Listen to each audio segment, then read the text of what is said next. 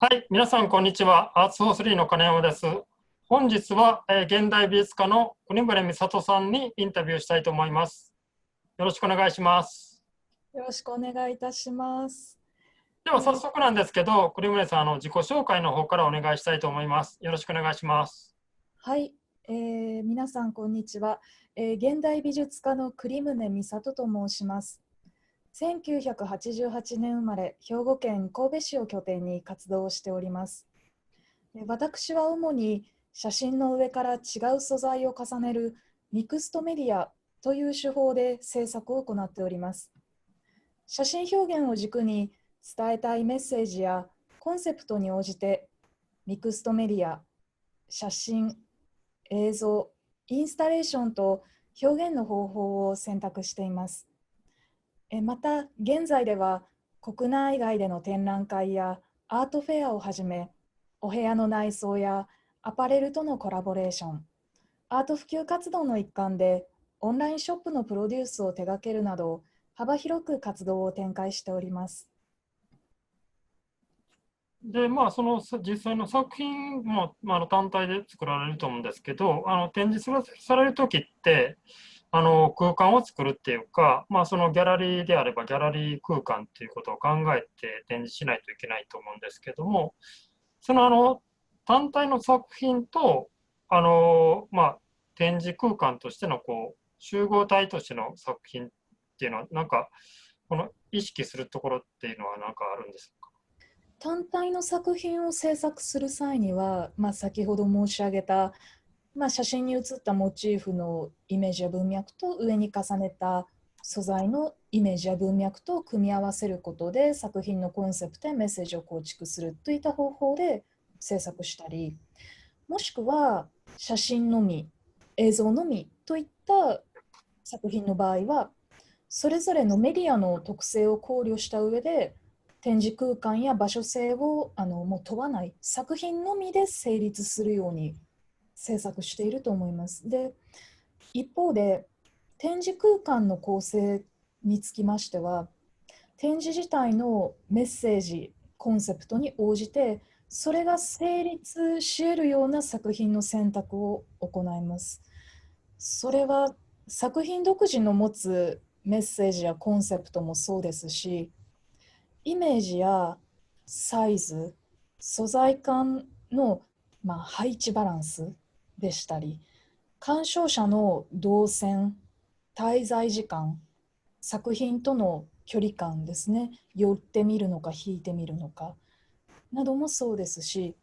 それぞれが今申し上げた要素が何一つ欠けてはならない。で、また作品が蛇足になってもいけない。そのバランス感覚を展示空間の構成においては特に重要視しているように思います。じゃあちょっと話変わって、私のこのバーチャル背景になってるんですけど、私の家のこの草月の間っていうのを内装お願いしたいとしたと思うんですけど、これのこれ最終形態なんですけど、実際に僕いただいた案では1案、2案っていうのをいただいて、これ最終形になってると思うんですけど、その、えっと、なんていうんですかね、あの、考え方の経緯みたいなのをちょっとお話しいただけますかね。先ほどの、展示空間の構成のお話にもつながるんですけれども、展示空間を作る際に、作品同士の組み合わせと同じくらいに重要視しているところが、空間そのものなんですよね。で、はい。あのたとえギャラリー空間のようなホワイトキューブとはいえ、ギャラリーによって奥行きも壁面積も天井高も動線もバラバラなんですよね。なので、不可能な場合を除いて、展示する前には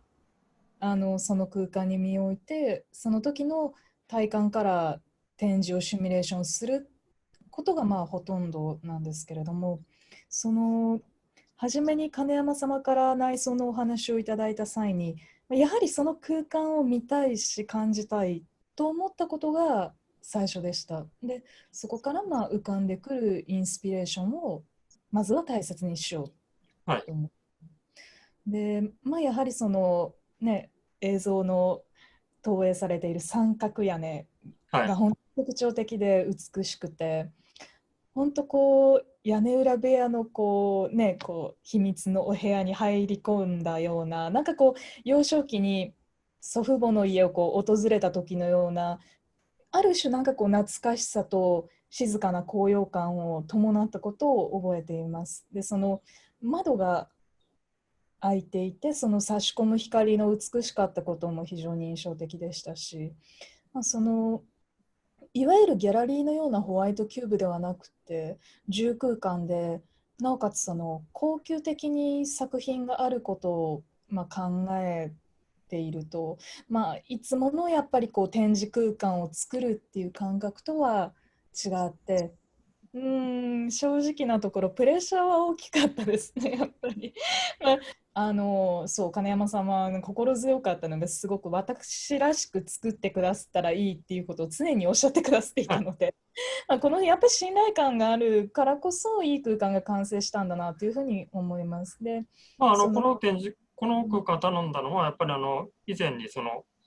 円滑さんで展示してた時の空間の作り方が面白いなっていうことで、ありちょっとがとうございます。ご提案いただいたんですけれども、うん第一案って結構なんていうか、いろんなアイデアが詰まってるなっていうことは面白かったんですけど、うん面白いんだけどなんか落ち着かないなっていう感じがあって、うんうんそうなんですよね。その何もない空間を拝見してから、その足で思いついたアイディアスケッチをもとに、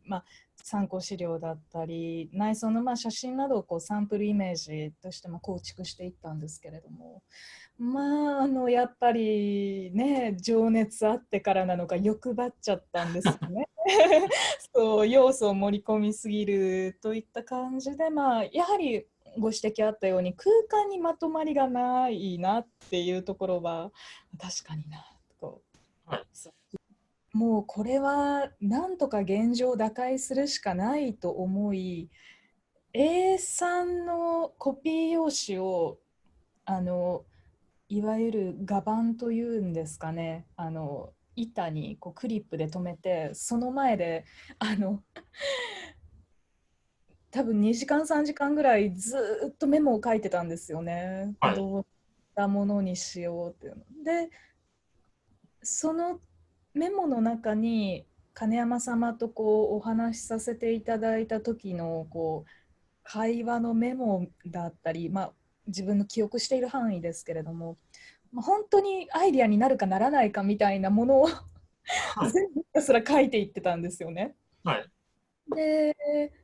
その時に改めて三角屋根のこうお部屋の形を見たり、あるいはその言葉がいくつかある中で、夏目漱石の有名な言葉で「月が綺麗ですね」っていう言葉を何かの会話の端で、そうですね。うん、実際は僕は海をかけるっていう深田浩二さん監督の映画の中にちょっと出てくるセリフとして出てくるんですけど、そはい、の中ではその話してる、え男の子が、インドネシアの男の子がその日本人の女の子に告白するみたいな感じなんですけど、それをなんていうか、年上の女の人に教えてもらって、それが、I love you っていうのは月が綺麗ですねって言うんですよって言われて、女の子にそう言うんだけど、女の子はそんなこと全然わかんないから、何言ってんのっていう感じだったんですけどね。そうですね。何かおそらくそういう月が綺麗ですねっていう表現できる日本人の感性って素敵ですよねみたいな話の中で、その日本人の持つ感性を作品にできないかなってうん、いうところから、そこからその三角屋根のイメージといろいろこうアイディアツリーが広がっていったんですよね、そこから。で、ちょっとテストで映像作品を作ってみようっと思い、月をテーマにその映像作品を一つ作った時に、あ、これだわってなり、そうで、そこからではそれにじゃあまつわるところで、あ、お茶室のようなイメージにしようかな。じゃあ茶室ってなったら茶室の茶の湯の歴史ってどうだったかしらっていうところからいろいろ、またそれはインテリアとはまあ直接的には関係なくても、まあ、文脈として必要な情報をいろいろ集めて壁紙のイメージを作り、で、まあ、そこに、まあ、ミクストメディアも1点あるんですけれども、それをつないでいって、あ、畳敷きたいなあ、ガラス入れたらどうかなとかね、もう一気にそこから具体化していったという流れですかね。なるほど。うん、ちょっと話を戻して、じゃあ、栗村さんがちょっと今後、目指したい、作家として目指したいような方向性っていうのをちょっとお話しいただけますかね。まあ自身が存命の間にオークションで今のその自分の作品が、まあ、一つ、まあ、区切りというかで、まあ、その100万ドルを超える価格で作品が取引される作家に現存のうちになりたいっていうのは一つあるんですね。まあ、だからといって結果そうだったっていうそうなったっていうところが理想というかそうですね。なので、誰かにこびるであったりとか、はい。迎合するような政策っていうのを行うつもりは全くなくて、はい。まあ、なので、先ほど申し上げた通り、まあ、そこは一つ自分の中で目標として設定はしてるんですけれども、結果そうだった、そうなってたっていうところにしたいんですよね。はい。ので、金銭云々はもう関係なく純粋に作りたいものを作るっていうところははい。一つあるんですけれども、とはいえ価値のあるものを作りたいですし、はい。自分その死んだ後でも残るもの、作品は残るものとしてあってほしいので、というてなると、そのためには作品としての価値を上げないと、作品はもうなかったものになってしまいかねないので、はい。ですので、残す、歴史に残すための一つ方法というか、はい。としての申し上げた今の数字ですかね。はい。はい。じゃあ、この辺で終わりにしたいと思います。今日はどうもありがとうございました。こちらこそどうもありがとうございました。